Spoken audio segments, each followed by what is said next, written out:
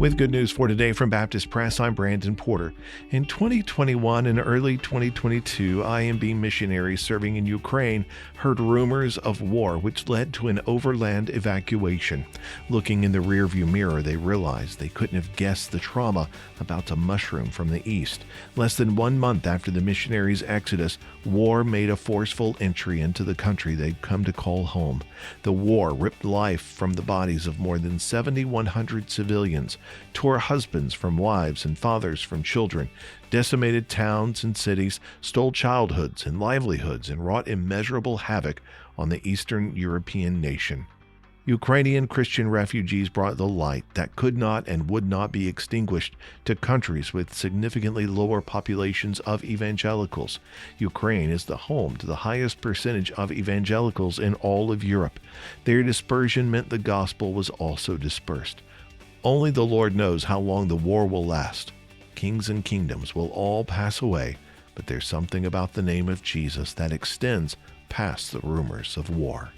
Although believers recognize their calling to share the gospel with their neighbors, not many are having evangelistic conversations. That's according to a 2022 study conducted by Lifeway Research. Few Christians say they've shared the gospel with a non-Christian loved one or stranger in the last 6 months. Yet most Americans are open to having faith conversations with strangers or friends. Matt Queen, a professor of evangelism at Southwestern Baptist Theological Seminary, believes evangelism is a spiritual discipline that must be intentionally practiced and planned for. You can read a full conversation with Queen about how you can share your faith in our Baptist Press toolbox. Good News for Today is made possible through our friends at the Voice of the Martyrs, a nonprofit organization that serves persecuted Christians around the world. Founded in 1967 by Richard and Sabina Wurmbrand, VOM is dedicated to inspiring believers to deepen their commitment to Christ and to fulfill His Great Commission, no matter the cost. Find out more and sign up for their free monthly magazine at vom.org/good news. Residents of East Palestine, Ohio remain on edge despite officials' assurances about the safety of returning to their homes after a train derailment February 3rd.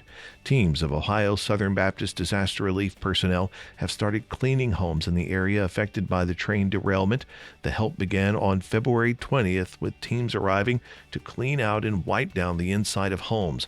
Clothes, toys, and other cloth items are bagged up to either be cleaned or thrown out at the homeowner's discretion. You can learn more about the cleaning efforts at our website, baptistpress.com. While you're there, make sure to sign up for our morning and afternoon email.